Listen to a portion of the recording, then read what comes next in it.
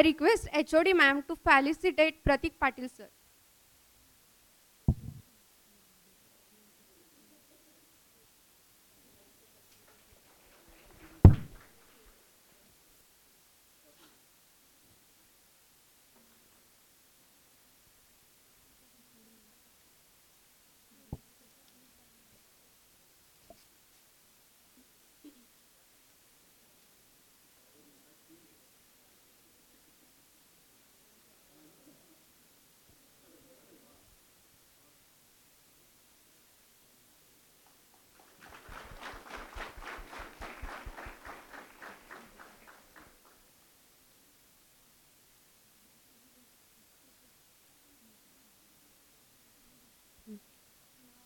Now I request HOD ma'am to felicitate Pratik Patil sir.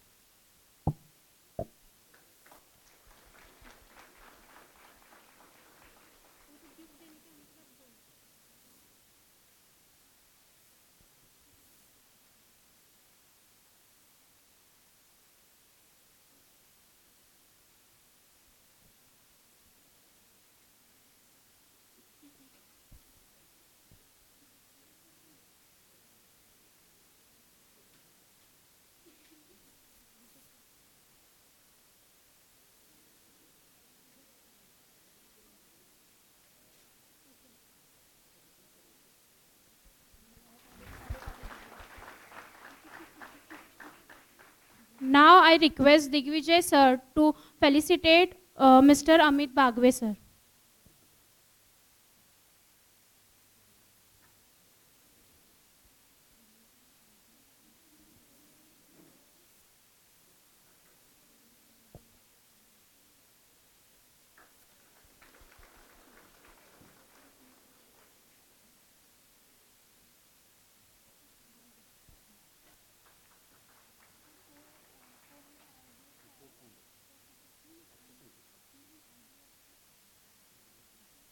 Now I request Digvijay sir to felicitate IBF head Praveen Patil sir and co-head IBF.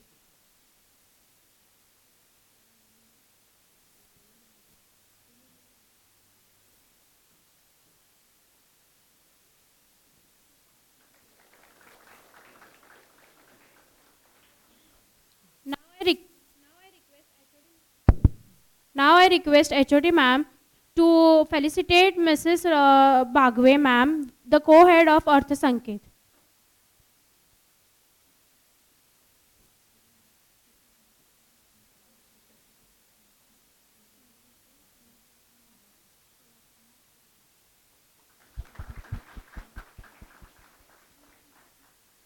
Now I request HOD ma'am to felicitate Mr. Harish Chandra Dhotre of President 5-star MIDC Mark Kolhapur.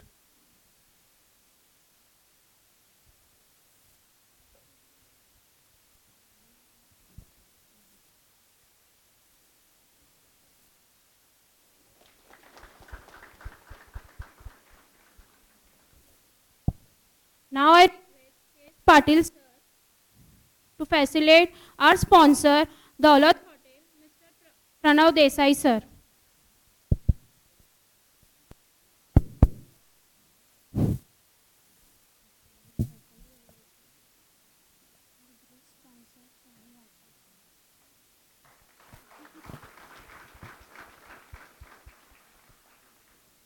Now I request Kadam ma'am to facilitate our great sponsor Swami Wi-Fi.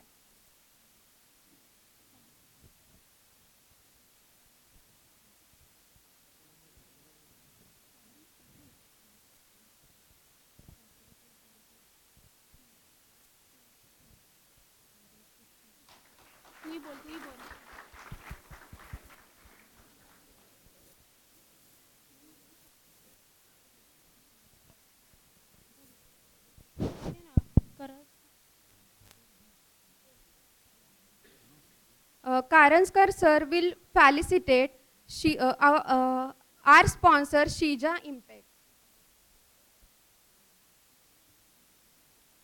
Sheja Impex, can we please? I request everyone to have the seat. Thank you.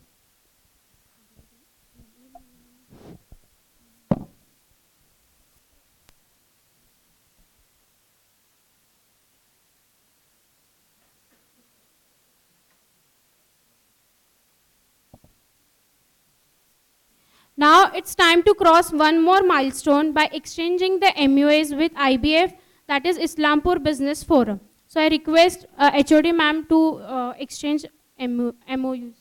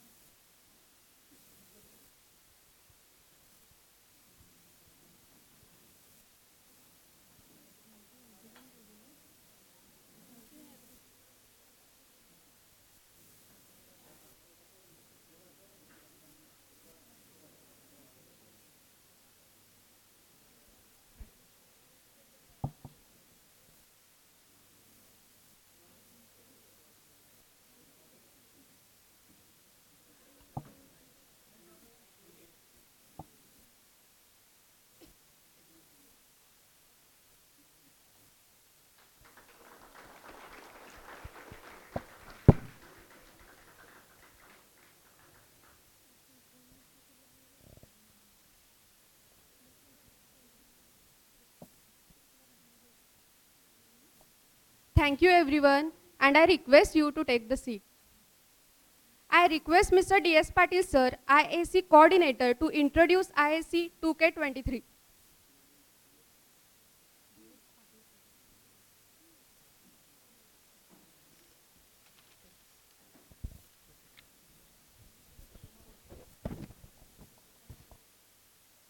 Good morning, everyone. A pleasant morning to all. Dignitaries, respected chief guest Deepak Ghaisa sir, guest of honor Pratik Dada, keynote person Amit Bagwe sir, honorable director Sushma Kulkarni ma'am, our beloved HOD Hemlata Gaikwad ma'am, and dignitaries on the dais and off the dais. I Digvijay Patil here to brief you all about ISC 2K23. Every year, DMS RIT organizes this conclave, and this year too, department organized this conclave with a new enthusiasm. The main objectives of this conclave is to bring together experts from industry and academia. So to discuss prime issues concerning industry and academia based on the current societal requirement. This year we are celebrating this third industry academia conclave. So more than 120 industry participants have participated, joined online and offline mode for this conclave. So I again welcome all the participants, respected dignitaries and all the industry participants on behalf of DMS RIT. Thank you so much. Thank you, sir. Now I invite our beloved HOD, Dr. Hemlata Gaikwad ma'am, to brief up about our department.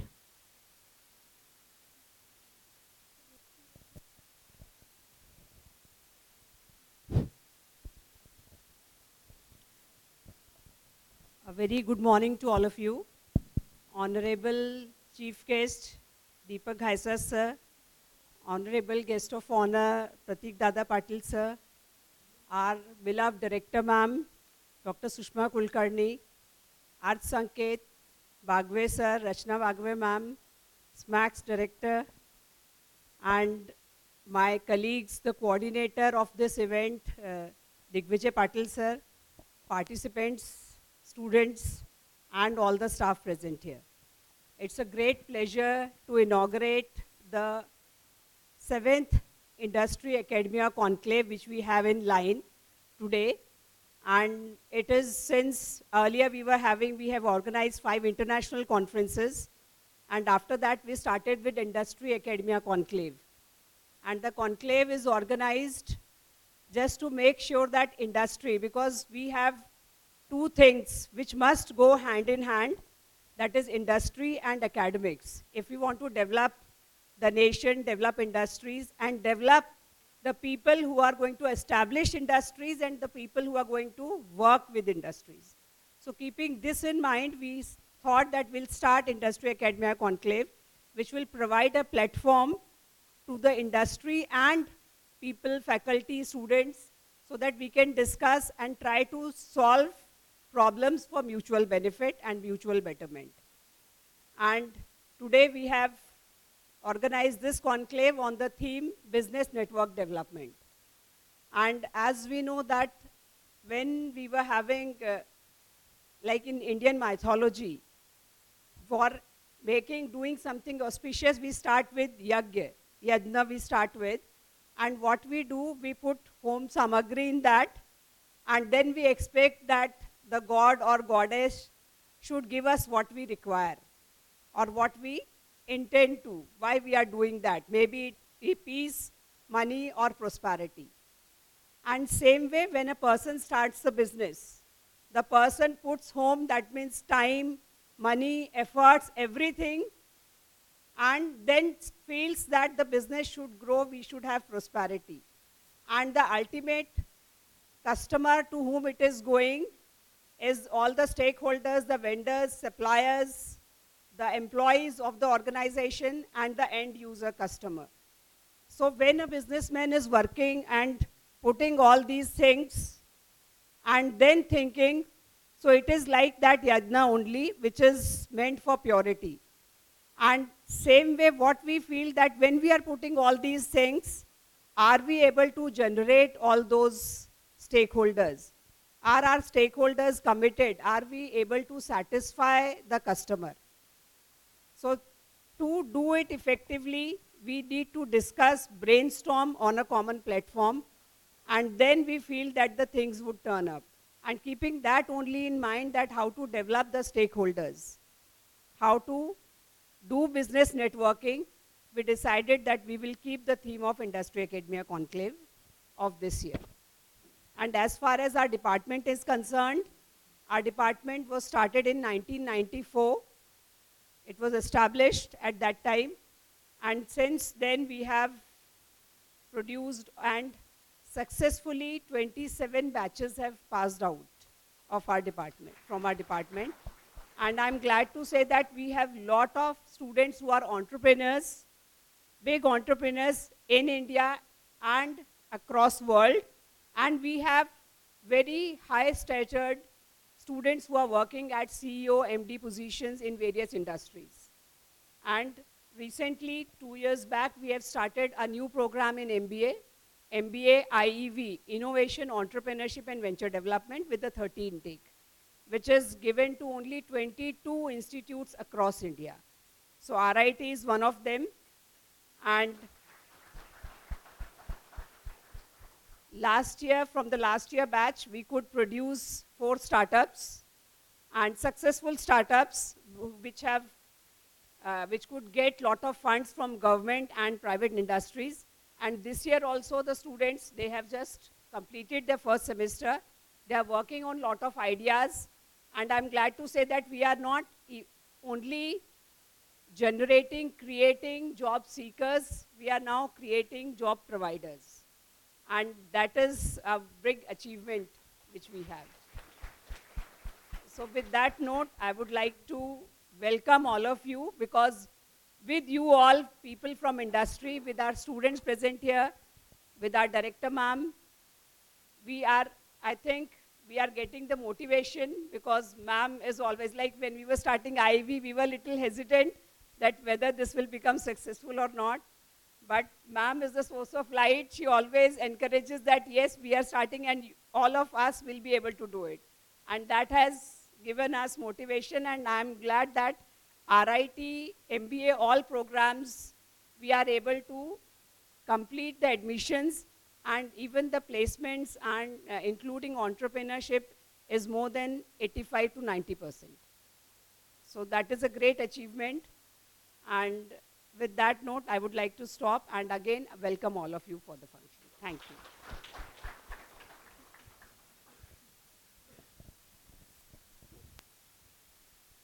Thank you, ma'am. I request Honorable Dr. Mrs. Sushma Kulkarni, ma'am, Director RIT, to address the gathering.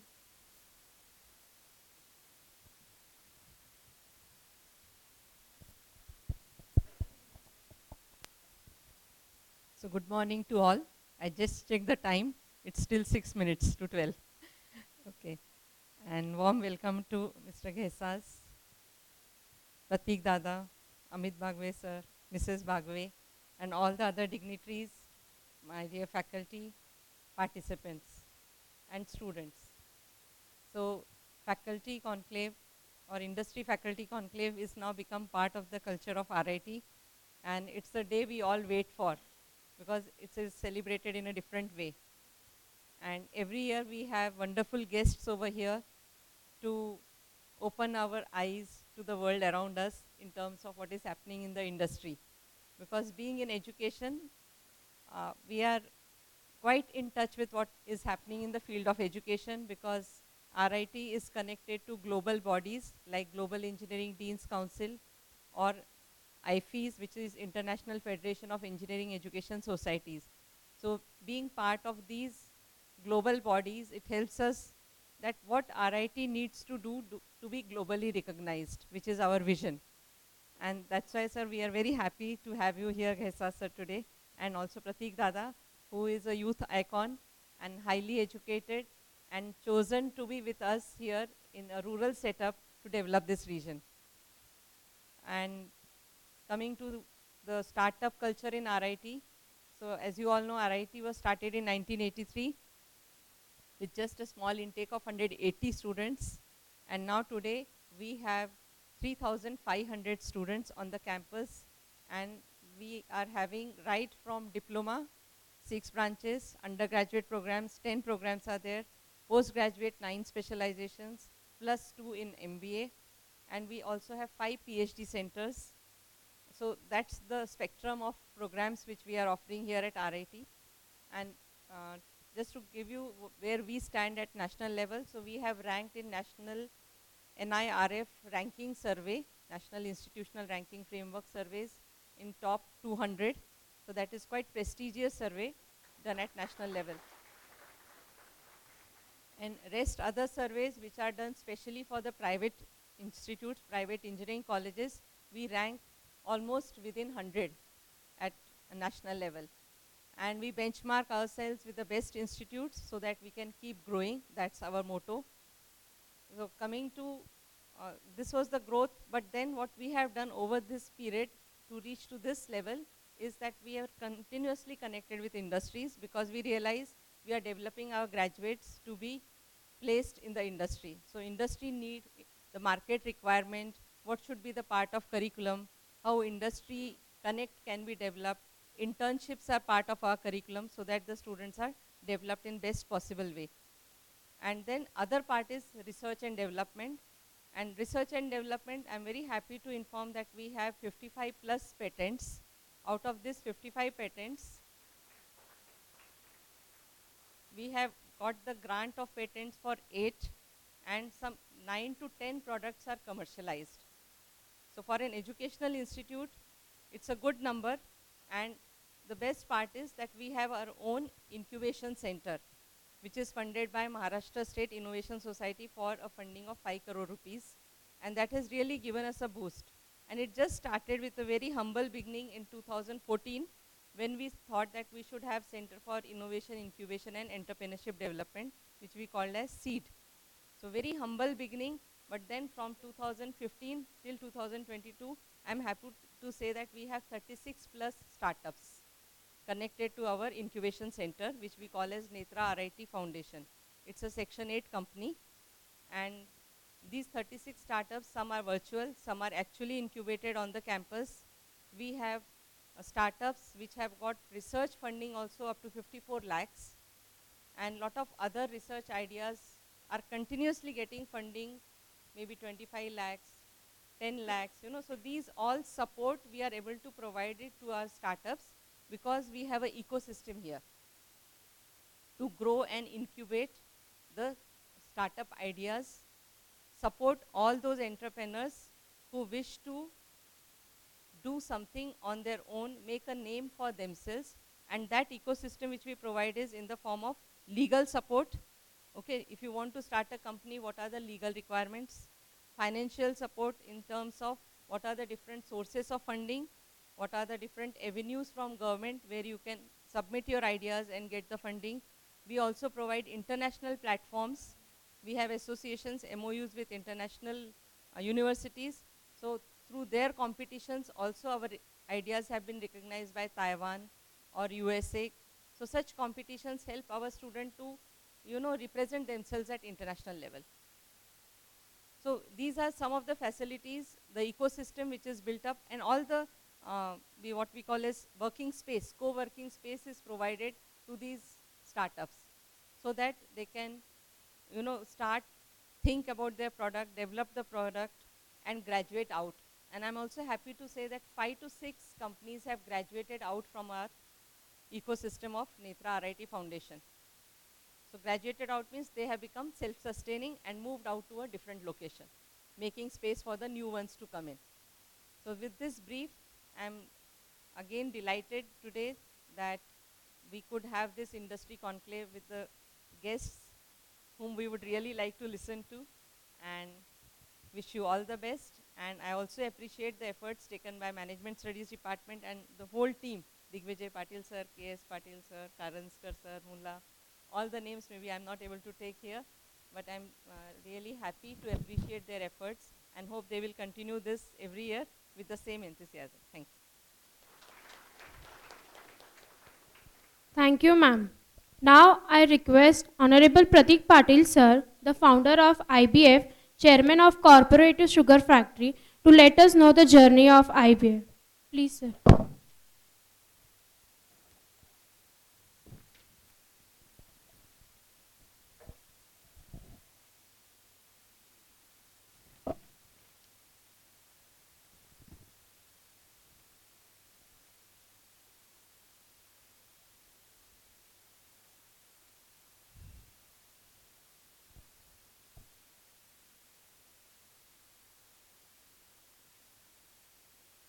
आज industry अकॅडेमिया conclave 2023च्या या कार्यक्रमाला उपस्थित असणारे मान्य दीपक वैसे sir, उपस्थित असणारे doctor Amit Bagwe sir, मान्य बागवे मॅडम, उपस्थित असणारे डॉक्टर सुषमा कुलकर्णी, IBFचे अध्यक्ष मान्य प्रवीण पाटील, मान्य 5 स्टार MIDCचे अध्यक्ष मान्य हरीश चंद साहेब व उपस्थित असणारे गायकवाड मॅडम व सर्वच इथं उपस्थित असणारे बंधू भगिनी, आज एक फक्त प्रश्न विचारायचे सगळ्यांना. आता मी BBAच्या कार्यक्रमात होतो तेव्हा सगळे जास्त स्टुडंट्स तिथं होते. आता इथं बिझनेस मध्ये पण असणारे थोडे लोक आहेत आणि इथं स्टुडंट्स ही असे लोक आहेत. तो प्रश्न काय आहे की इथं स्टुडंट्सना मी पहिल्यांदा विचारतो की हे सगळे MBAचे स्टुडंट्स आहेत ना मॅडम. आता MBA तुमचं फायनल इयरमध्ये तुम्ही असशीला. आता इथं ज्यांनी MBA केलं आहे, who want to start their own business, who wants to start their own business, या लोकांनी पहिल्यांदा हात वरती करा.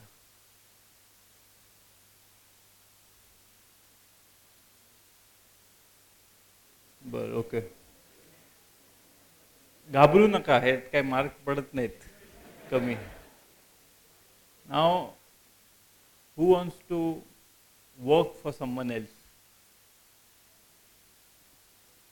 का कुठल्या MNC मध्ये जाऊन तुम्हाला नोकरी करायची असेल असं कोण आहे का? कोणच नाही. थोडे जण आहेत. आता हाच प्रॉब्लेम मला खालीही त्या मीटिंगमध्ये आला आता तुम्ही बघा 100 मुलांपैकी 30% मुलांनी हात वरती केला की मला माझा व्यवसाय चालू करायचा आहे. 20% मुलांनी, मला 20% कमी वाटतात, 10% वाटतात, त्यांनी हात वरती केला मला व्यवसाय, मला दुसऱ्यांसाठी दुसऱ्या MNC कंपनी का दुसरीकडे जाऊन जॉब करायचा आहे. आता तिसऱ्या लोकांना काय करायचं आहे? म्हणजे ते म्हण आहे ना, मी कुठं तर हिंदी पिक्चर मध्ये बघितलंय, अर्धे डावीकडे जावा, अर्धे उजवीकडे जावा, सगळे बाकी माझ्या बरोबर या. हे का मी विचारतोय, and why I am asking you this question today is that as young individuals, as business people who are already working as young professionals or working in the business field, you should know that at this age what you want to do. You should know at this age where you want to be. Because I remember when I was graduating in college, I did my undergraduation in Bombay, I did my post-graduation in Warwick, and that time I realized that when I was in my postgraduate studies, I realized that I was the youngest. माझं वय सगळ्यात कमी, माझं वय मला वाटतं त्यावेळी 22 होतं. आणि माझ्यासोबत जे सगळे मुलं होते, माझ्याबरोबर एक ऑस्ट्रियन मुलगा होता, त्याचं वय 38 होतं. माझ्याबरोबर एक अमेरिकन महिला होती, तिचं वय 50 होतं. मी ज्यांच्याबरोबर शिकत होतो त्यांचं सगळ्यांचं वय माझ्यापेक्षा जास्त. आणि जे माझ्या जवळचं, माझ्या वयापासनं मला वाटतं 1-2-3 सगळ्यात दुसरा मुलगा हा माझे मित्र सगळे सोडून माझ्याबरोबरचं जे एक चायनापासून मुलगा होता, his age was about 26 to 27. But at his age, he knew that, and he already had prior experience of what he wanted to do and what he wants to do in the future. And if you don't keep that in mind, that we want to do this later on in the future, I want to do this later on in my business, you might not get where you are in the time that you're thinking. So now when I start, why I'm telling you this, or why this is an introduction to what IBF is because I believe that when I graduated from my college, I did my post-graduation, I was also I did not know many things about networking. I thought that as it comes, we will try to handle it. We will do जसं आपल्यावरती संकट पडत राहतील, आपण त्या संकटांना काहीतर मार्ग काढूया. पण त्या काळात काय झालं, संकट येतच गेली. एक संकट यायचं, त्याच्यातून मार्ग पडायचा, तर त्या आधीच 5-6 अजून संकट आपल्यावरती यायचे. तर फॉरवर्ड प्लॅनिंग हे असणं, आणि फॉरवर्ड प्लॅनिंग म्हणजे कसं की आत्ताचा विचार न करता आपल्याला काय पुढं संकट येऊ शकतात हे जाणून घेण्यासाठी, आणि आपल्याला जर पुढं व्यवसायामध्ये प्रगती करायची असेल स्वतःच्या ह्याच्यात, तर आपल्याला त्या इंडस्ट्रीमधले लोकांचं, त्यांच्याकडून माहिती घेणं व त्यांची आपल्याला मदत मिळणं, हा एक विचार. म्हणून माझ्या काळात मी व्यवसाय चालू केला. व्यवसाय चालू केल्यानंतर मला कधी डायरेक्टली मदत कुठून मिळाली नाही. माझा एक दुसरा रिसायकलिंग इंडस्ट्रीमध्ये बिझनेस आहे. त्या रिसायकलिंग इंडस्ट्रीमध्ये आम्ही स्पेसिफिकली कंपनीजना we give them solutions to manage the waste and save cost. So we worked with Ferrero Rocher. We saved them about 1.5 to 2 crore rupees a year in just saving plastics. We work with Serum. We work with different other companies.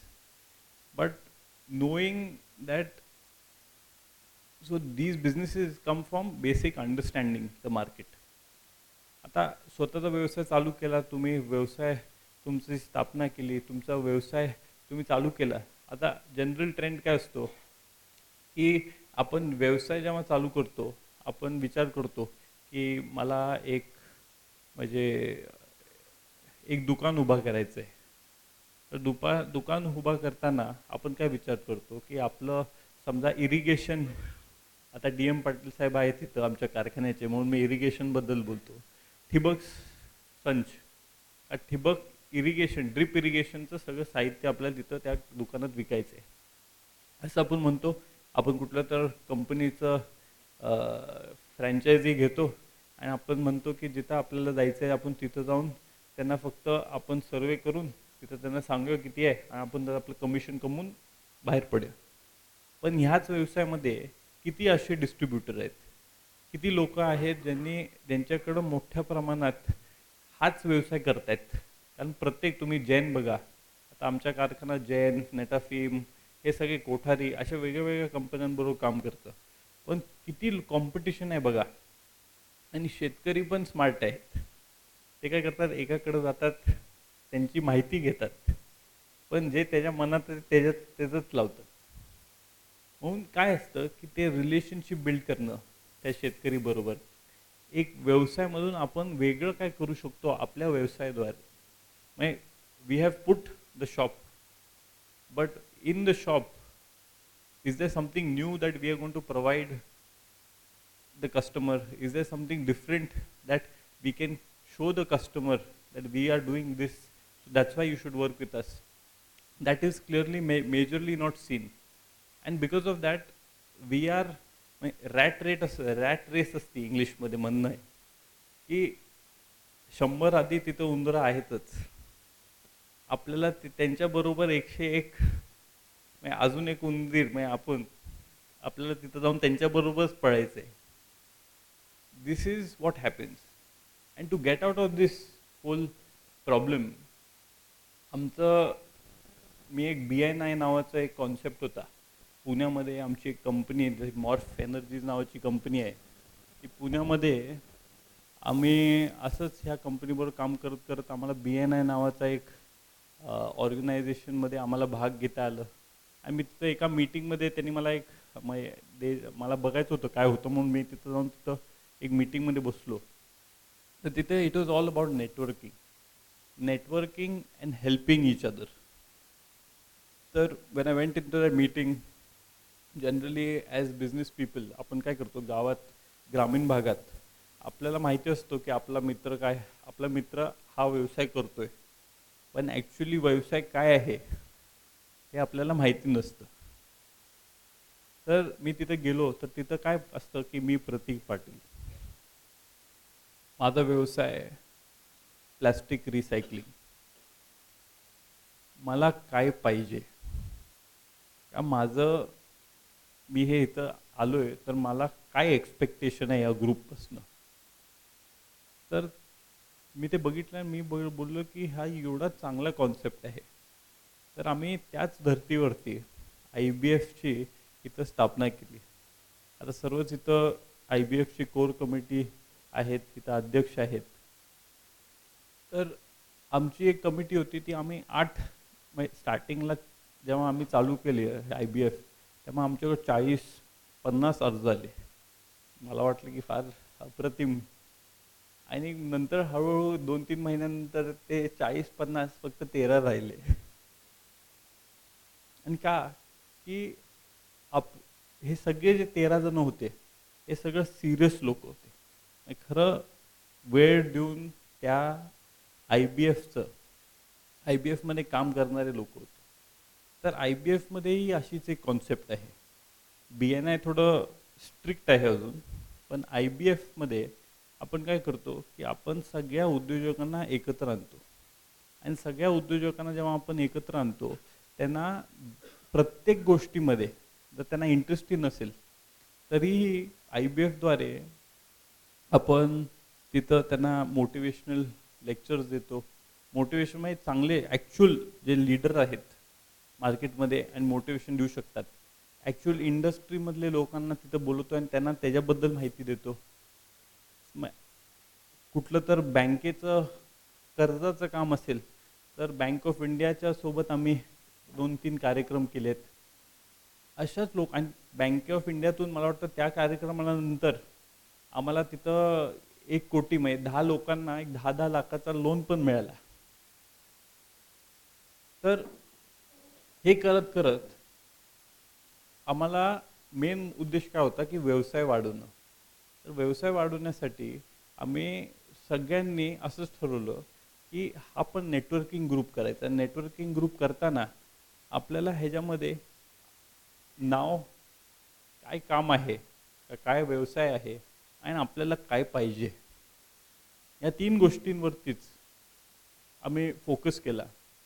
आणि दररोज आमचा हाच focus आहे आणि प्रत्येक गोष्ट आणि हेच करत ही एकच गोष्ट करत आत्तापर्यंत मला आनंद होतो की आमचं जे IBFचा मोठा एक्झिबिशन आम्ही घेतलेला, त्या एक्झिबिशनच्या आधी मागच्या 2.5 वर्षामध्ये आमचं टोटल जे आत्तापर्यंत म्हणजे व्यवसाय केलेला आमच्या सगळ्या मेंबरनी, हा अंदाजे मला वाटतं 10 कोटीपर्यंत होता. 2.5 वर्षात 10 कोटीमध्ये एकमेकांना व्यवसाय दिला 2.5 वर्षात. आणि मला आनंद होतो की ह्या फक्त 3 दिवसात, मागच्या 3 दिवसांमध्ये, मागच्या जेव्हा एक्झिबिशन घेतलं मला वाटतं 1 महिना झाला असेल, त्या 3 दिवसामध्ये आम्ही तिथं ऑन स्पॉट 1-2 कोटीचा व्यवसाय ऑन स्पॉट, म्हणजे तिथं सगळ्यांनी मिळून 1-2 कोटीचा व्यवसाय केला. आणि त्याचबरोबर त्यांना पुढचे जे कन्फर्म्ड ऑर्डर्स आहेत, म्हणजे थोडे लोक सोलर पॅनल्स विकत होते, थोडे लोक ट्रॅक्टर विकत होते, आज त्यांना तर लगेच मिळणार नाही आहेत, ते सगळे असे वेगळे प्रोडक्ट्स घेऊन त्यांचा सगळा टर्नओव्हर मिळून एक टोटल 3 कोटी, म्हणजे सगळा व्यवसाय तिथं त्या 3 दिवसामध्ये आपल्या भागात आपल्या 100 ते 120 ग्राहकांना 5 कोटीपर्यंत त्यांनी त्या 3 दिवसात व्यवसाय केला. आणि हे फक्त नेटवर्किंगनीच. आपण जेव्हा ग्रामीण भागात, आपल्याला वाटतं की ग्रामीण भागात असताना का जेव्हा आपण शहरी भागात असतो, आता शहरी भागात कॉर्पोरेट लेवलवरती आपल्याला इझियर असती माहिती की आपण कसं लोकांच्या बरोबर नेटवर्किंग करायला पाहिजे, आपल्याला कसं लोकांचे नवीन कुठं माणूस आला तर त्याच्याबरोबर आपलं कसं इंट्रोडक्शन व्हायला पाहिजे. आणि लोकांना काय आहे, ह्या काळात they do not have time to entertain you or to entertain themselves. म्हणून त्यांना लोक व्यवसायामध्ये असतात, लोकांना सगळ्यांना घाई असते, सगळ्यांना कशाची दुसऱ्यांकडून आपल्याला काय मिळतंय आणि आपल्याला तो पुढं आपण काय त्याला देऊ शकतो ह्याच्यावरती तो आपल्याला काय मिळतं ह्याचा विचार करतो. म्हणून IBF मध्ये आम्ही उलटं केलं की जो व्यक्ती आधी विचारतो की मला हे पाहिजे, त्या व्यक्तींनी प्रयत्न करायला पाहिजे की पुढं ह्याचा आधी विचार करायला की आधी मी त्याला काय देऊ शकतो. म्हणून IBFचा हा एकच विचार आहे की मी घेण्यापेक्षा मी काय लोकांना देऊ शकतो. आणि ह्याच धर्तीवरती आपण IBFची स्थापना केली. आणि IBFला आज मला वाटतं 3 वर्ष होत आली आहेत. आमची आज स्ट्रेंथ 200 ची आहे आणि 200च्या स्ट्रेंथ बरोबर आम्ही आतापर्यंत 15 कोटीचा व्यवसाय या 3 वर्षामध्ये करू शकलो. आणि आमचे सगळेच इथं कोर कमिटीचे टीम आहेत. IBFचं मोठ्या संख्येत महिलांची पण त्याच्यात सहभागी ते इन्वॉल्ड असतात महिला, आणि त्यांचा पण मोठ्या प्रमाणात त्या IBFद्वारे त्यांना मदत झाली आहे. इस्लामपूर बिझनेस फोरम फक्त इस्लामपूरचं नाव असेल तरीही आता मला आनंद होतो की ह्या IBFला म्हणजे इस्लामपूर सोडून हे कोल्हापूरकर असतील का सांगलीमध्ये राहणारे लोक असतील, ही लोक IBFला आता जोडून मेंबर होत आहेत. मी जास्ती वेळ घेणार नाही, पण हे मुद्दा आपल्याला सांगायचा का होता की मेन गोष्ट IBF म्हणजे हे नेटवर्किंगच आहे. आणि हा जो प्रोग्राम आहे हा पण इट्स ऑल अबाउट नेटवर्किंग. म्हणजे तुम्ही कसं तुमचं आयडियाज लोकांपर्यंत पोचू शकतात व तुमच्या जे कम्युनिकेशनवरती तुम्ही तुम्हाला काय मिळणार नाही पहिल्यांदा, पण तुमचे रिलेशनशिप्स मार्केटमध्ये एस्टॅब्लिश करणं, तुम्हाला व्यक्ती माहितीही नसला, तुमचा रिलेटेड तो व्यवसायही नसला, तरीही तुम्ही त्या माणसाच्या मनात जाऊन त्याला मॅन्युप्लेट नाही करायचं, पण मनात जाऊन तो काय करतो व त्याच्याकडून आपण काय शिकू शकतो याचा विचार करून networking is all about understanding and getting to know someone else and being able to develop a relationship. It is not only about doing business, but it is about developing a relationship and trust on which mainly a business always runs. आपण सर्व इथं उपस्थित राहिला, मला आपल्या सर्वांशी संवाद करायची संधी दिली व सर्वच इथं दीपक सर इथं सर्वच इथं मान्यवरांनी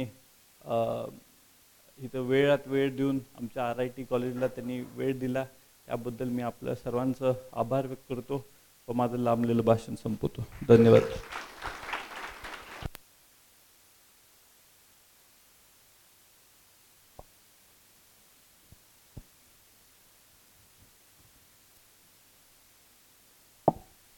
Thank you, sir, for addressing us with your beautiful thoughts. We are happy to have a famous personality, Mr. Deepak Ghaisa, sir. Mr. Deepak Ghaisa, sir, of Chairman and AMP Chief Mentor of Jane Cowell Group. As the Chairman, Mr. Deepak, sir, leads strategy development, visioning, and conceptualization of breakthrough business models for Jane Cowell in cutting-edge biotech area of healthcare industry. At Jane Cowell, Mr. Ghaisa, sir, is working on bringing new inventions and innovations in healthcare biotech area to this part of the world and working on curative, predictive diagnostics and delivery side of healthcare. Under Jane Cowell, he leads the involved in founding Biotech Private Limited, where company is stem-made ecosystem for mesenchymal stem cells in India, Middle East and Far East countries derived out of teeth. He is also part of promoter team to start SEBI approved PE funds under the name Xfinity. Prior to Jane Cowell, Mr. Deepak sir was vice chairman of iFlex India. He was one of the founding members of the company in 1999.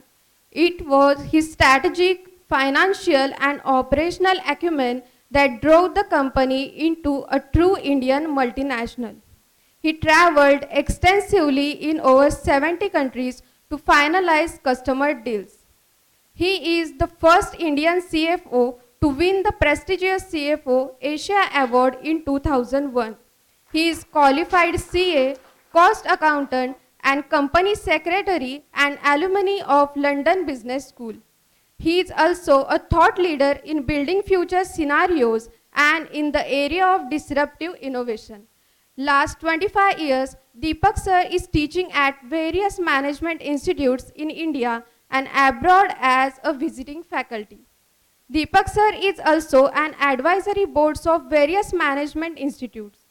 He was the member of Board of Governor of IIT Kanpur and currently the chairperson of Board of Governors of Indian Institute of Information Technology and AMP, Design, Jabalpur and IIT Gwalior.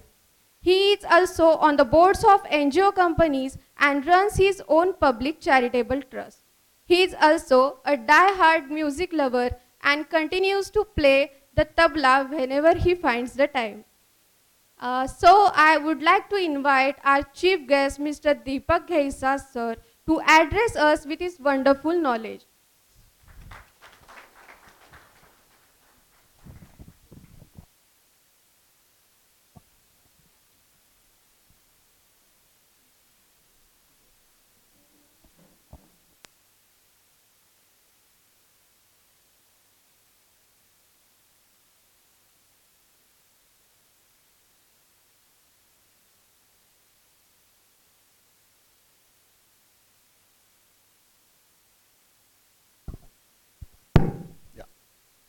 Good afternoon. As per schedule, my time is actually up. I was supposed to talk between 11 to 12. And many times I wonder why I travel all the way. And this area is not new to me. I was on board of Radio Sugar for 5 years. Shirgaonkars are good friends. And I used to travel this area quite often. Between Kolhapur and Sangli was our AGM. But Islampur probably is the first time. And I know Jayendra very well. I've been on Vidya Pratishthan board for last 25 years.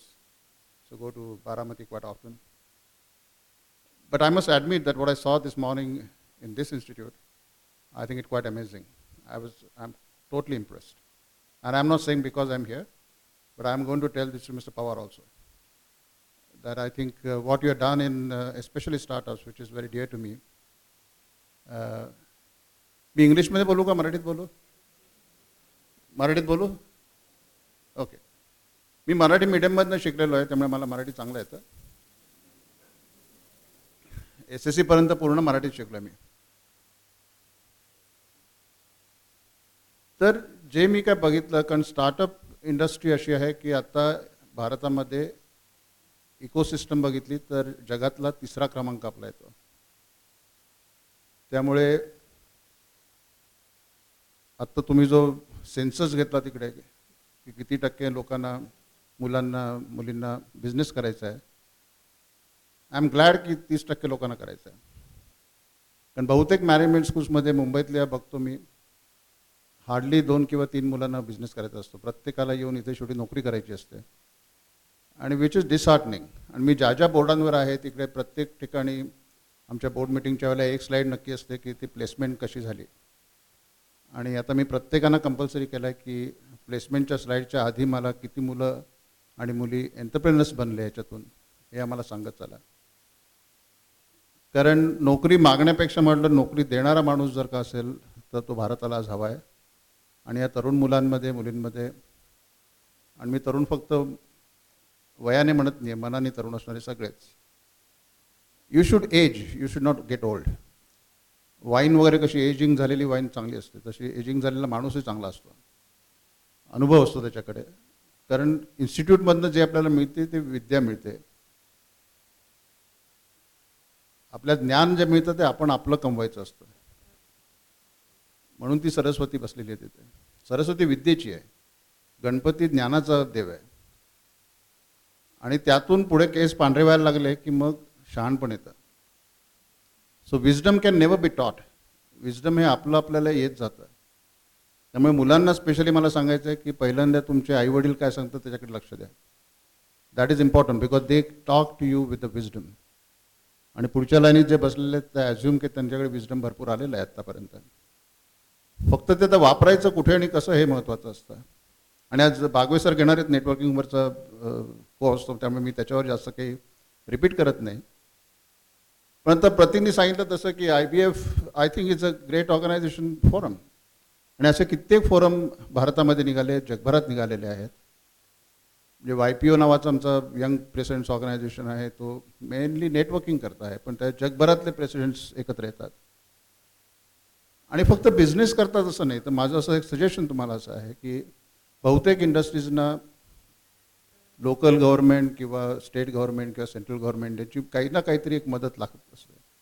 आणि मदत म्हणण्यापेक्षा एक nuisance value असते का बऱ्याच जणांची. ती nuisance value टाळणं महत्त्वाचं असतं की हे मी तुम्हाला परमिशन देणार नाही, हे देणार नाही, इथे काही कर वाढवले वगैरे वगैरे गोष्टी असतात. तर असे फोरम्स करून तुम्हाला एक प्रकारचं एक कलेक्टिव्ह डिमॅन्ड त्या लोकांकडे नेण्यात मदत होते. आणि अशा जेव्हा कलेक्टिव्ह डिमांड जाते त्यावेळेला सरकारला सुद्धा त्याच्याकडे लक्ष देणं जरुरी असतं.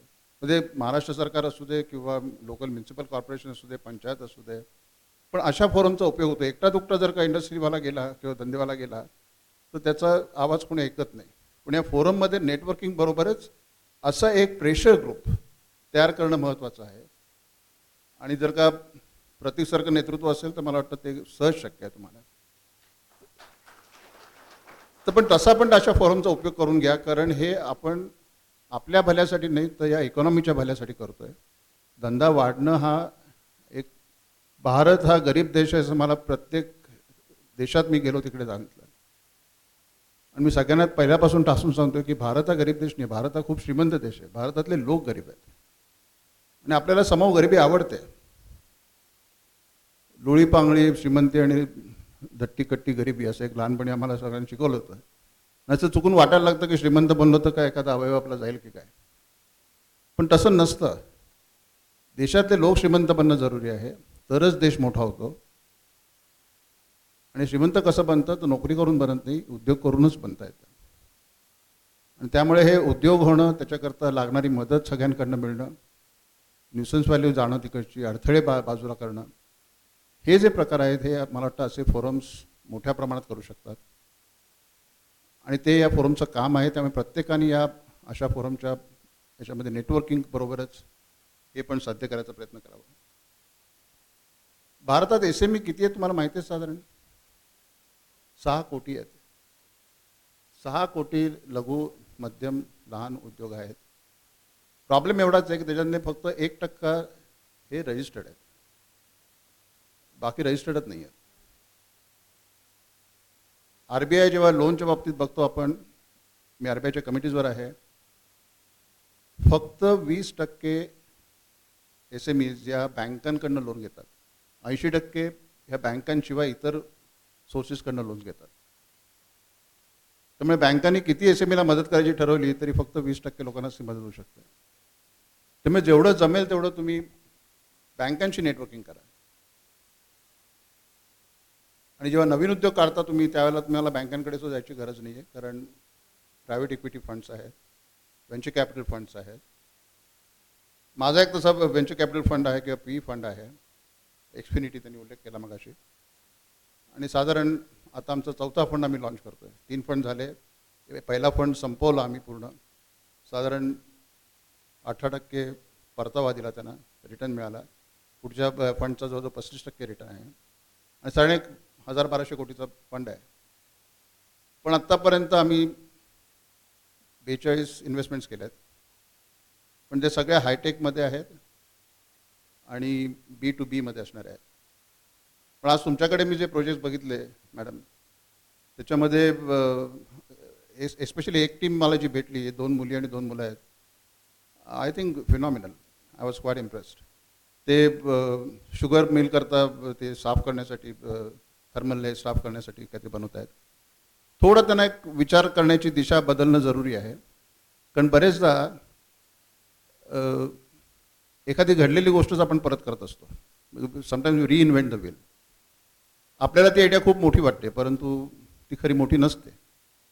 तर रिइन्व्हेंट करण्यापेक्षा तुम्ही काहीतरी ओरिजिनल आयडिया, म्हणजे ज्याला आपण थिंकिंग आउट ऑफ बॉक्स म्हणतो.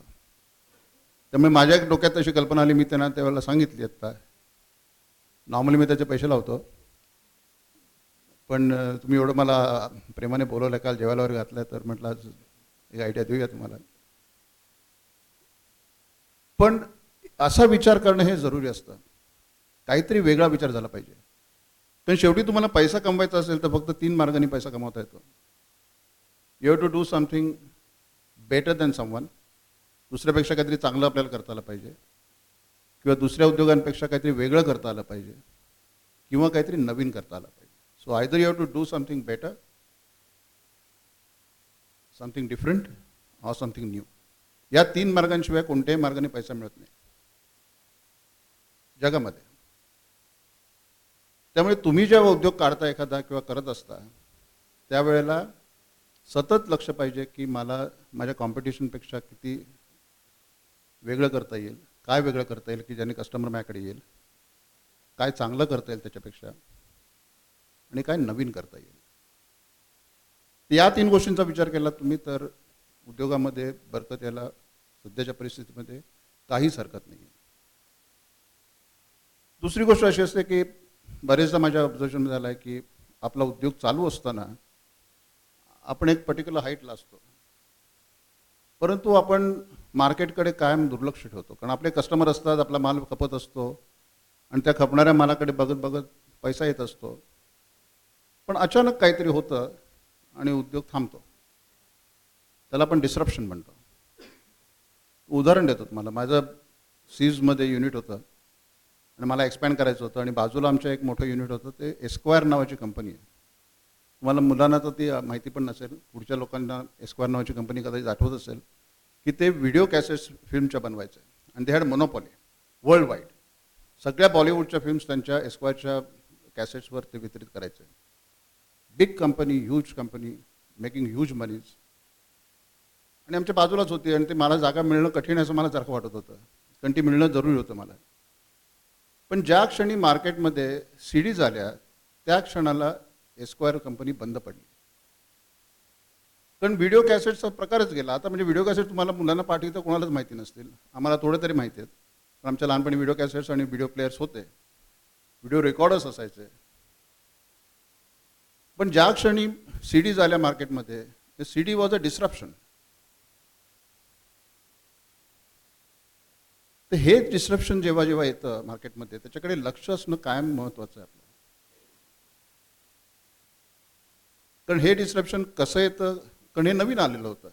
जर का एस्क्वायर कंपनीचं R&Dकडे मार्केटमध्ये चाललेलं लक्ष नव्हतं, कारण ते आपल्याच उद्योगात मशगूल होते आणि भरपूर मोनोपॉलीचा पैसा मिळत होता. पण एक दिवस अचानक असं झालं की पूर्ण कंपनी बंद पडली. अर्थात मला ती जागा मिळाली, त्यामुळे मला त्याचा आनंद झाला. पण अशा कित्येक उदाहरणं देता येतील तुम्हाला. नोकिया, मला माहिती असेल, नोकिया ही कंपनी सेलफोन बनवते, पण ती जवळजवळ 70 वर्ष जुनी कंपनी आहे. आणि त्यांचं प्रॉडक्ट काय होतं माहिती आहे तुम्हाला? रबर गमबूट्स मॅन्युफॅक्चर करायचे. फिनलँडमधली कंपनी आहे, रबर गमबूट्स मॅन्युफॅक्चर करायचे 50 वर्ष. एक दिवस त्यांच्या लक्षात आलं की हे रबर गमबूट्स आपण किती दिवस बनवणार, काहीतरी नवीन करायला पाहिजे. आणि म्हणून त्यांनी सेलफोनमध्ये एंट्री घेतली आणि कोणाशी कॉम्पीट केलं? अमेरिकन कंपन्यांशी, की ज्या मोठ्या जायंट कंपन्या होत्या. आणि फिनलँड अगदी लहान कंपनी आहे. एक काळ असा होता, एक 20 वर्षापूर्वी, की नोकिया कंपनीची टोटल रेव्हेन्यू हा फिनलँड कंट्रीच्या GDPच्या 40% होता. पण ते पण त्यांच्या सक्सेसमध्ये मशगूल राहिले. आणि मग अचानक सॅमसंग आली. गंमत काय झाली होती की नोकियाचा फोन ज्याने घ्यायचा होता, ज्या गटातल्या, म्हणजे त्यावेळेला 40तल्या 35च्या पुढच्या लोकांनी घेतले होते, त्यांचे सगळ्यांचे फोन घेऊन झाले होते. आता फोन कोण घेणार होतं? तरुण मुलं मुली घेणार होते. त्यांना नुसताच चांगला आवाज असणारा फोन नको होता, त्यांना आता काहीतरी रंगीत हवा होतं, त्याच्यामध्ये म्युझिक पाहिजे होतं. म्हणजे फोन सोडून बाकी सगळ्या गोष्टी करणारे फोन पाहिजे होते त्यांना. हे नोकियाने कळलंच नाही नोकियाला, कारण त्यांचं मार्केटकडे लक्ष नव्हतं. आणि अचानक सॅमसंग आली, त्यांनी फ्लॅपचे फोन काढले, त्यांनी रंगीत फोन काढले, त्यांनी म्युझिक दिलं, कॅमेरे दिले. म्हणजे आता फोन जर का नसेल बरोबर. परवाच मी एक विनोद बघितला की 2 चिमण्या उडत होत्या आणि एक चिमणी शेतावरच्या माणसाकडे बघून म्हणाली, अगं तिथे माणूस उभा आहे, तिथे जाऊया नको, दगड मारेल. ती म्हणाली, काळजी करू नको, ते बुजगावणे, त्याच्या हातात फोन नाही आहे. आता बुजगावण्याच्या हातात एक फोन ठेवत झाला म्हणजे चिमण्यांना खरंच वाटेल तो माणूस आहे म्हणून. पण phone has become biological part, शरीराचा एक अविभाज्य अंग झाला आहे आता फोन. म्हणजे पाहुणे आल्यानंतर हल्ली पाणी द्यायच्या ऐवजी पहिल्यांदा वायफायचा पासवर्ड द्यायचा असतो आणि चार्जर द्यायला लागतो. पाणी पिणी नंतर बघू, पण तो फोन मेला त्याचा तर तो माणूस अस्वस्थ असतो. तर या परिस्थितीमध्ये सॅमसंग कंपनी पुढे आली आणि आता बऱ्याच पुढे कंपन्या आल्या. नोकियाने पण त्यांची स्ट्रॅटेजी बदलली, पण नोकियाला परत जे स्थान होतं, 65% वर्ल्ड मार्केट त्यांचा शेअर होता, तो पूर्ण खाली आला. Point I am making is की जर का मार्केटकडे तुमचं लक्ष नसेल तर त्याचा परिणाम, तुम्ही कितीही नेटवर्किंग केलेलं असलं तरी तुमच्या उद्योगावर होऊन मोठे मोठे उद्योग बंद पडतात. आता मी शुगर फॅक्टरीच्या बोर्डावर असल्यामुळे मला थोडीफार माहिती आहे त्याची, की साखरेचा भाव 30च्या खालती गेला की वाट लागत होती. पण अचानक तुम्हाला पेट्रोलला एथेनॉल मिळालं. म्हणजे बऱ्याच कंपन्यांनी उसाच्या रसापासून साखर करण्याच्या ऐवजी मशिनरी बदलून डायरेक्ट काय ग्रेड A म्हणतो आपण ज्याला एथेनॉल, पूर्वी ग्रेड C करायचं, आता ग्रेड A ला इथेनॉल करायला सुरुवात केली, कारण इथेनॉलचा भाव चांगला मिळायला लागला. आणि आता रंगराजन कमिटीची जर का जो ॲक्च्युली फॉर्म्युला सरकारने मान्य केला, तर इथेनॉलचा भावसुद्धा प्रत्येक वेळेला न ठरवता त्याचं एक स्टँडर्ड राहील की इंडेक्सप्रमाणे तुमचा भाव वर खालती होत राहील. म्हणजे हळूहळू साखर हे बाय प्रॉडक्ट व्हायला लागलं आहे. कारण पॉवर जनरेशन आहे, अल्कोहोल आहे आणि आता एथेनॉल आहे. मग मिळालीच तर साखर मिळवू आणि मग देऊ बाजारात. मग तुम्ही 30 रुपयाला विका, 32ला 28ला कसं विका. हे धंद्यामधली येणारी स्थित्यंतर आहेत आणि हे प्रत्येक उद्योगात होत आहे कारण डिस्रप्शन खूप येत आहे. पण डिस्रप्शन कोण करतं? मोठ्या कंपन्या इनोव्हेशन करू शकत नाहीत. कारण मोठ्या कंपन्या एवढ्या रिजिड झालेल्या असतात की त्या ऑर्गनायझेशन, त्यांचं स्ट्रक्चर, त्यांचं मॅनेजमेंट, लोक याच्यामध्ये ते इतक्या कडक कठीण झालेल्या असतात की एखादी नवीन कल्पना आली तर ती नाही तिथे रुजू होत. आणि त्यावेळेला तुमच्यासारख्या इन्स्टिट्यूट्स, यंग मुलं मुली, स्टार्टअप्स याच्यामध्ये ही इनोव्हेशन्स येतात आणि ही इनोव्हेशन्स नंतर आल्यानंतर मोठ्या कंपन्या त्या ॲब्सॉर्ब करतात.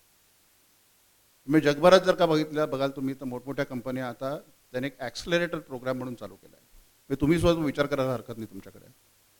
ॲक्सलरेटर प्रोग्राममध्ये काय करतं? फॉर एक्झाम्पल रिलायन्सचा एक ॲक्सलरेटर प्रोग्राम आहे की हे स्टार्टअपवाले लोक, म्हणजे आमच्याकडे जसं एक्सपिनिटी आहे तसे आम्ही आमचे जे इन्व्हेस्टमेंट असतो ते त्यांना दाखवतो.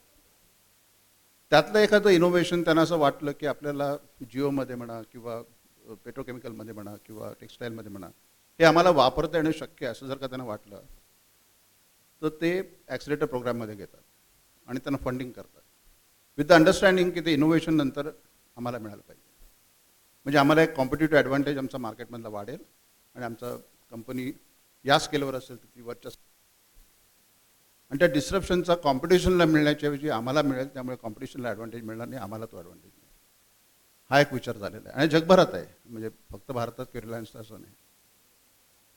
तर अशा इंडस्ट्रीजबरोबर असोसिएशन करून जर का ॲक्सलेरेशन प्रोग्राममध्ये गेलं तर या स्टार्टअप्सच्या फंडिंगचा प्रॉब्लेम सुटेल. पण जेव्हा मी स्टार्टअप्सकडे बघतो त्यावेळेला मला मॅडम तुम्ही 25 मिनटं दिलेत, मी तेवढं करतो. तर या स्टार्टअपचा प्रोग्राम बघितल्यानंतर मला स्वतःला असं वाटतं आहे की टेक्नॉलॉजी आणि त्या टेक्नॉलॉजीचा उपयोग जेव्हा शेती किंवा गरिबातल्या गरीब माणसाला होऊ शकेल त्यावेळेला खरा तुमचा उद्योग हा स्केलेबल होईल, मोठा होईल. कारण प्रत्येक स्टार्टअपला आम्ही एकच प्रश्न विचारतो की whose problem you are solving. तुम्ही कोणाचा प्रश्न सोडवत आहे हे समजणं महत्त्वाचं आहे. जेव्हा कोणाचा प्रश्न सोडवत आहे हे जेव्हा आपल्याला माहिती असतं त्यावेळेला तुमचा सक्सेस, आणि प्रश्न जेवढा मोठा असतो तेवढा सक्सेस होण्याची शक्यता जास्त असते. मी इस्लामपूरमधला पाणी पुरवठा एवढाच फक्त एक प्रश्न असेल तर तो प्रश्न लहान आहे, त्यामुळे त्याचं सक्सेस कमर्शियल सक्सेस मिळण्याची शक्यता कमी आहे. पण भारतातल्या पोर्टेबल पाणी पुरवठा गावात करणं हा जर का प्रश्न असेल तर तो स्केल मोठा आहे, त्यामुळे सक्सेस व्हायची शक्यता जास्त असते. परंतु या नेटवर्किंग बद्दल बोलताना नेटवर्किंग करण्याच्या आधी सुद्धा आपल्याला थोडंसं प्रिपरेशन करायला लागतं. कारण बरेच लोक नेटवर्किंगच्या फोरमला येतात विदाउट गेटिंग प्रिपेअर्ड स्वतःच्या उद्योगाबद्दल. आणि one major thing I find lagging की एक कन्व्हिक्शन, आपल्या उद्योगाबद्दल आपल्याला वाटणारा विश्वास हा बऱ्याच जणांचा कमी असतो आणि म्हणून ते अशा फोरमला येतात की माझाच मुळात माझ्या वयाचा विश्वास नाही आहे. किती लहान व्यवसाय असला तुमचा तरी तुमचा स्वतःचा तुमच्या उद्योगावर विश्वास, त्याचा अभिमान असणं जरुरी आहे. That is a conviction. तसं तुम्हाला सांगतो, मी एकदा लंडनला चाललो होतो आणि बिझनेस क्लासमध्ये होतो. बाजूला एक यंग गुजराती मुलगा होता. त्याला विचारलं तू काय करतोस? तर म्हणाला टेक्स्टाईलमध्ये. म्हटलं टेक्स्टाईलमध्ये काय करतोस? मला थोडीफार यार्न इंडस्ट्रीची माहिती आहे. तर म्हणाला नाही, आम्ही ही शर्ट्सवर लेबल लावतात ॲपरल्सवर, ती मॅन्युफॅक्चर करतो. म्हटलं किती प्राईस असेल त्याची? तर साधारण त्यावेळेला 10 पैशापासून 5 रुपयापर्यंत अशा याला विकायचं होतं. मग एवढा लहान व्यवसाय असताना हा माणूस बिझनेस क्लासने युरोपला चालला आहे बिझनेस करता. म्हणून मी त्याला विचारलं की तुला परवडतं कसं? तर म्हणाला साहेब तुम्ही शर्ट कोणता घातला आहे? म्हटलं ॲरोचा घातला असं त्याला. तुम्हाला माहिती याची कॉस्ट किती आहे? म्हटलं साधारण 400 रुपये असेल. कितीला घेतलात? म्हटलं 2000ला घेतला. 400 रुपये कॉस्ट असताना तुम्ही 2000ला तो शर्ट घेतलात कारण माझं लेबल त्याच्यावर होतं. ही जी कन्व्हिक्शन आहे, आमचे नागपूरचे एक दोस्त आहेत, त्यांना मी विचारलं काय करता म्हणून, तर म्हणाले काय नाही, रस्त्यावर लाईन मारतो. म्हणजे ती पांढरी जी लाईन असते. आता हे काय व्यवसाय सांगायची पद्धत झाली का? आम्ही त्या दिवशी बसून जनरली कॅल्क्युलेट केलं आणि म्हटलं उद्यापासून तुम्ही असं सांगा की तुम्ही जेवढं काम केलं आहे भारतामध्ये, तुम्ही जर का पृथ्वीला प्रदक्षिणा घातल्या असतात तर 7 वेळा तुमच्या लाईनने प्रदक्षिणा घातल्या असते. असं जर का तुमच्या धंद्याचं विश्लेषण तुम्ही डिस्क्रिप्शन दिलं तर ऐकणाऱ्यालाही अभिमान वाटतो ना, आणि तुम्हाला स्वतःला अभिमान वाटायला पाहिजे. हा जर का तुम्हाला स्वतःला अभिमान वाटत नसेल तर तुम्ही कोणत्याही नेटवर्क फोरमला जा, तुमचा फायदा नाही होणार. पण तुम्हाला स्वतःबद्दलच मुळात खात्री नाही आहे. दुसरा पॉईंट आय थिंक कल्चर माहिती असणं. आता मी माझ्या उद्योगाच्या IT च्या उद्योगामध्ये साधारण 78-79 देश फिरलो आहे उद्योगाकरता, कारण आमचं कंपनी आमचं प्रॉडक्ट जवळजवळ 139 देशांमध्ये काम करतं आज एक करतं. म्हणजे तुम्ही देशांची नावं ऐकली नसतील ते देश मी फिरलो आहे ॲक्च्युली. वानावातू, वेस्टर्न समोआ, ऐकलेत नाव कधी? सो आणि it's a fun travelling. I enjoy travel all the time. आणि मी पार्ल्याला जात असल्यामुळे माझं ऑफिसही पार्ल्याला होतं, एअरपोर्टही पार्ल्याला होतं आणि घरही पार्ल्याला होतं. त्यामुळे पुढे कुठे जायचे म्हणून मी आता इस्लामपूरवर असं ट्रॅव्हल करतो की मला भारतही बघायचं आहे, पूर्ण महाराष्ट्र बघायचं आहे आपला. पण हे कल्चर माहिती असणं अत्यंत जरुरी असतं. उदाहरणार्थ जपानमध्ये मी गेलो आणि कार्ड माझं द्यायचं असेल तर ते दोन्ही हातांनी वाकून कार्ड द्यायला लागतं. आणि पुढचा माणूस किती मोठ्या हुद्द्यावर आहे तेवढं तुम्हाला जास्त वाकायला लागतं. तो चेअरमन असेल तर अगदी जवळजवळ खालपर्यंत. जॅपनीज माणूस जेव्हा तुम्ही बिझनेस डिस्कशनला जाता त्यावेळेला पहिल्या मीटिंगमध्ये तो चेअरमन धंद्याबद्दल काहीही बोलत नाही आणि तुम्ही बोलू नये अशी त्याची अपेक्षा असते. मग तुम्ही कशावर बोलता? तुम्ही तुमच्या व्हॅल्यू सिस्टमवर बोलता, तुम्ही तुमचा उद्योग कसा करता ह्याच्यावर बोलता, इंडियन मार्केटबद्दल बोलता, तो जॅपनीज मार्केटबद्दल बोलतो. अशी एक साधारण अर्धा पाऊण तास चर्चा चालते. परत आल्यावर वाटतं झालं आपण बिझनेस काहीच बोललो नाही. मग नंतर परत एक कॉल येतो, सांगतो दुसरी मीटिंग आहे 1-2 आठवड्यांनी. आणि जपानमध्ये पर्सनली जायला लागतं, तिथे फोनवर किंवा झूमवर असं चालत नाही. It is not considered as a good practice even today. दुसऱ्या मीटिंगमध्ये तो माणूस तुम्हाला तुमच्या फॅमिलीबद्दल विचारतो, घरी कोण कोण आहे, मुलं काय करतात, भाऊ बहीण काय करतात, आईवडील काय करतात, असं सगळं होतं. परत आपण येतो, त्या 2 मीटिंग फुकट गेल्या आपल्या. आणि मग 2 आठवड्यांनी आपोआप अचानक तुमच्याकडे परचेस ऑर्डर हातात पडते. कारण तुम्हाला त्याने तुमच्याबद्दल तुमच्या धंद्याची जी माहिती मिळवलेली असते आधी. त्यांना काय पाहिजे असतं की तुमची व्हॅल्यू सिस्टम काय आहे, तुमची नीतिमत्ता काय आहे, तुमचं गव्हर्नन्स काय आहे, हे एकदा समजल्यानंतर त्यांना एक विश्वास वाटायला लागतो आणि मग तुम्हाला तो आपोआप धंदा मिळत राहतो. हे जॅपनीज कल्चर झालं. याच्या उलट एक्झॅक्टली अमेरिकेत आहे. अमेरिकेत बसल्याबरोबर तुम्हाला टू द पॉइंट यायला लागतं की लेने का क्या है, बेचने का क्या है बोलो. आणि साधारण एक 15 मिनिटात मीटिंग संपते. मिळणार असेल ऑर्डर तर तुम्हाला डायरेक्ट सांगतो उद्या ऑर्डर येऊन घेऊन जा, आणि नाहीतर सांगतो you are useless, I will not give order, I will not deal with you. झालं, काम संपलं. पण हा कल्चरचा भाग आहे. आणि हे कल्चरचा भाग हा जोपर्यंत आपल्याला समजून घेता येत नाही त्या मार्केटमधला, तोपर्यंत नेटवर्किंगचा काही उपयोग नाही. म्हणून मी म्हटलं की नेटवर्किंगच्या कोणत्याही कार्यक्रमात जाण्याच्या आधी किंवा फोरममध्ये असण्याच्या आधी you have to prepare yourself for networking. आणि हे स्वतःचं कन्व्हिक्शन हे असणं महत्त्वाचं आहे. आणि ऑफकोर्स नॉलेज. मला आनंद झाला की तुमची 55 पेटंट्स आहेत. मी आता 2 IIT चालवतो आणि IIT कानपूरला होतो. IITला सुद्धा आमच्याकडे एवढी पेटंट्स नाही आहेत. आणि आय एम व्हेरी ग्लॅड. फक्त त्या पेटंटची व्हॅल्यू कशी तुम्हाला अनलिश करता येईल हे बघणं महत्त्वाचं आहे. आणि त्याच्याकरता ते ॲक्सिलेटर प्रोग्राम म्हणा किंवा एक ॲक्टिव्ह काहीतरी काम करणं जरुरी आहे की त्याच्यापासून तुम्हाला व्हॅल्यू मिळेल. आणि एक मी आता IITला हा प्रकार चालू केला आहे की त्या पेटंटचं व्हॅल्युएशन करता आलं पाहिजे. कारण बऱ्याचदा इन्स्टिट्यूशन्स या आपली पेटंट्स खूप कमी दराने देतात. माझी मिनटं संपलेत, 1-2 मिनटं बोलू अजून. I can take more time. नाही पण जेवायचं असेल ना तुम्हाला. ओके 5 मिनटं बोलतो. नको बोलू. तर ही पेटंट्स मिळवून त्याचं व्हॅल्युएशन चांगलं होणं. कारण बरेच वेळा काय तर इंडस्ट्री इन्स्टिट्यूशनला सांगते की याची व्हॅल्यू एवढी आहे.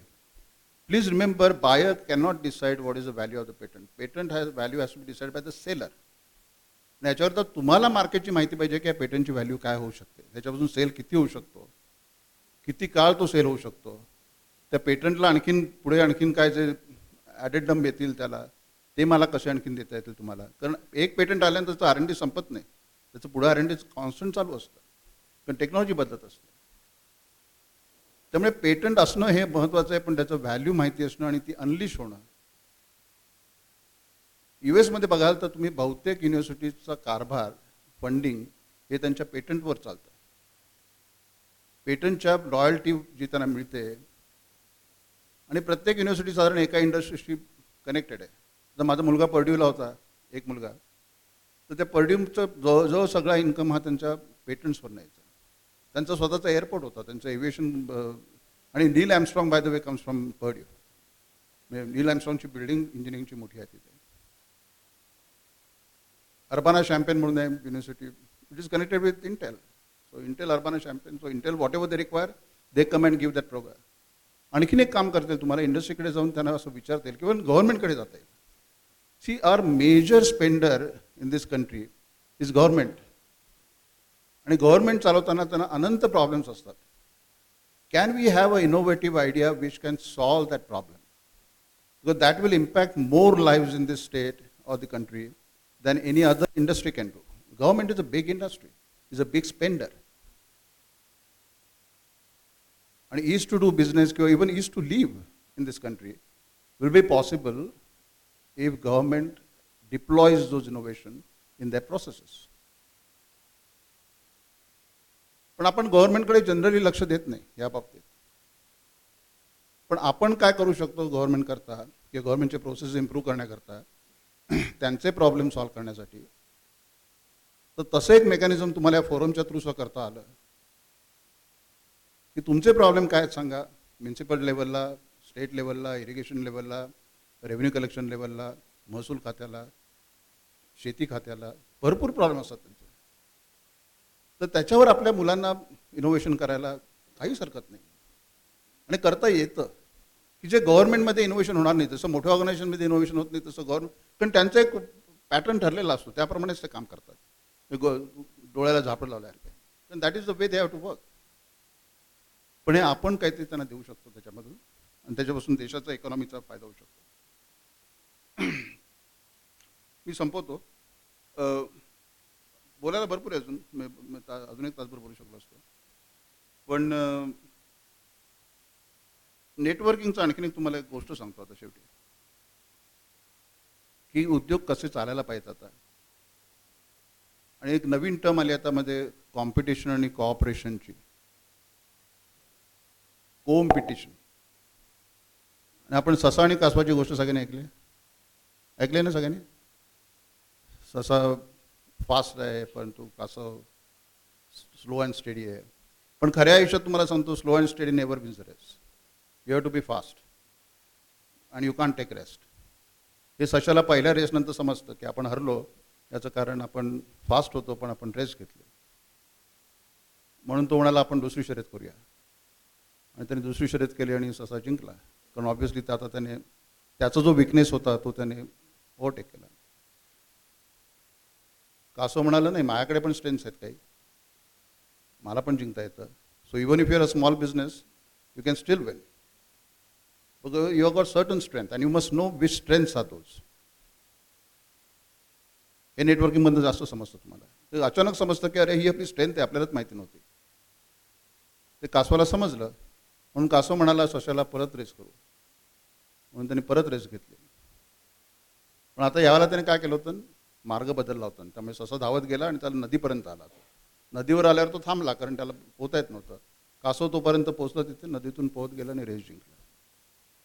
नंतर त्या दोघांच्या लक्षात आलं की असं कॉम्पिटिशन करण्यात अर्थ नाही, आपल्याला कॉऑपरेशन केलं पाहिजे. मग त्यांनी काय केलं की जमिनीवर धावताना कासव सशाच्या पाठीवर बसलं नदी आल्यानंतर सशाच्या पाठीवर कासवाच्या पाठीवर ससा बसला आणि दोघांनी शर्यत लवकर जिंकली. मला वाटतं इंडस्ट्री यापुढे अशा तऱ्हेनेच चालली पाहिजे की ज्याच्या स्ट्रेंथ्स आहेत त्याचा उपयोग ज्याच्याकडे त्या स्ट्रेंथ्स नाही आहेत त्याच्याकरता वापरणं, दिस इज ॲक्च्युली अ नेटवर्किंग. आणि मग ते क्वांटिफाय करण्याकरता एकंदर बिझनेस किती आला वगैरे ह्याचा हिशोब ठेवणं जरुरी आहे. परंतु प्रत्येकाचे स्ट्रेंथ्स आणि विकनेसेस ओळखून त्या फोरममध्ये या तुझ्या स्ट्रेंथचा वापर इतरांकडे कसा करता येईल. आणि आय कॅन ॲश्युअर यू प्रत्येकाकडे काही ना काहीतरी स्ट्रेंथ्स असतातच. प्रत्येक उद्योगामध्ये स्वतःकडे त्याची स्ट्रेंथ असते, काही कन्व्हिक्शन असतं त्याचं. तर ते असणं महत्त्वाचं आहे आणि तुमची फेथ असायला पाहिजे. एकदा एका गावामध्ये पाऊस पडला नव्हता. आमचं मराठवाड्यातलं गाव होतं आणि 1-2 महिने पाऊस नाही. त्यामुळे मग त्या पुजाऱ्यांनी देवळातलं सांगितलं की उद्या सकाळी आपण प्रार्थना करूया देवाकडे. आणि सकाळी 6 वाजता सगळ्यांनी देवळात या, आपण प्रार्थना करू म्हणजे पाऊस पडेल. सकाळी 6 वाजता सगळेजण आले प्रार्थना करायला. एक 6 वर्षाची मुलगी होती, ती मात्र छत्री घेऊन आली होती. लोकांनी तिला विचारलं 2 महिने पाऊस नाही, तू छत्री घेऊन काय करतेस? ती म्हणाली नाही, आज आपण प्रार्थना करणार आहोत आणि पुजारी काकांनी सांगितलं आहे की प्रार्थना केली की पाऊस पडणार आहे. पाऊस पडला की मला छत्री लागणार आहे. Point is she had total faith in what she was doing. मला वाटतं आपण दररोज सकाळी बाहेर पडताना ही अशी एक छत्री आपल्याबरोबर ठेवणं आवश्यक आहे. ही जेव्हा विश्वासाची छत्री आपण आपल्याबरोबर ठेवतो आणि मग आपल्या कामाला जातो त्याला तो दिवस नक्की सक्सेसफुल होतो. माझा स्वतःचा विश्वास आहे. ती फेथ जर का नसेल, ती छत्री तुम्ही घेऊन जात नसाल तर प्रॉब्लेम आहे. माझी एवढीच सगळ्यांना रिक्वेस्ट आहे की दररोज सकाळी निघताना ही छत्री घेऊन बाहेर पडा. ही फेथ ठेवा आपल्यावर, स्वतःवर. And then networking, innovation, disruption, everything will help you. Thank you so much.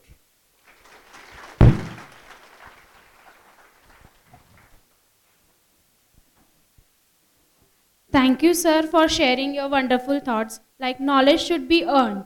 Wisdom will never be talked, it should come instantly. Be original, do something better and different. And the famous richness comes from the business, not with the job. I assure you that we would keep these thoughts in our mind at every stage of our career. Now, I request Mr. Praveen Patil, sir, to present vote of thanks.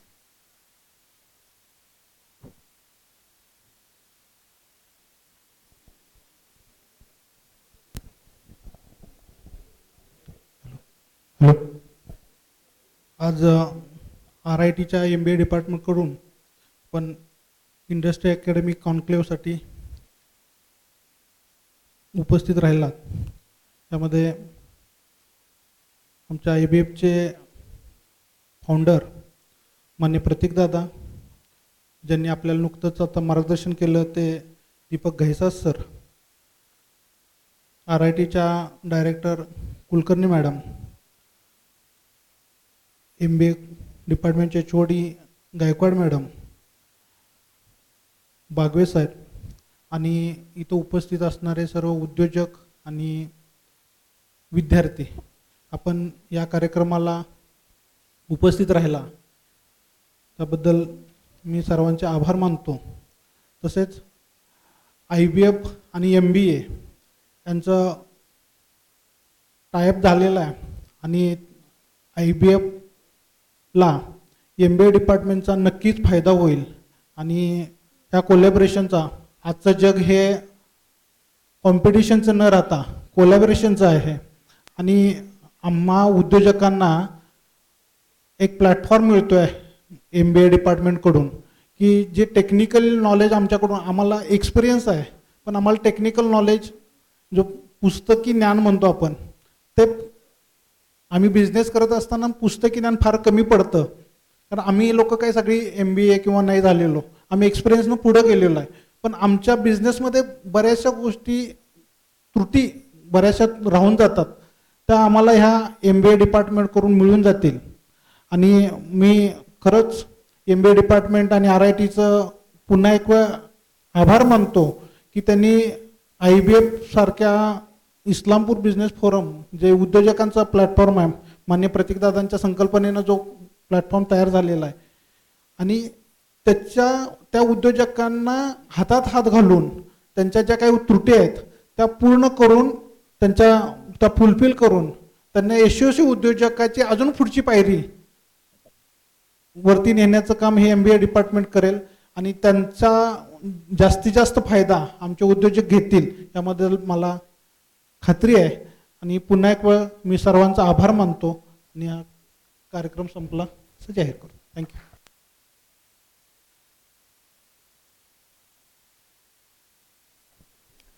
Thank you, sir.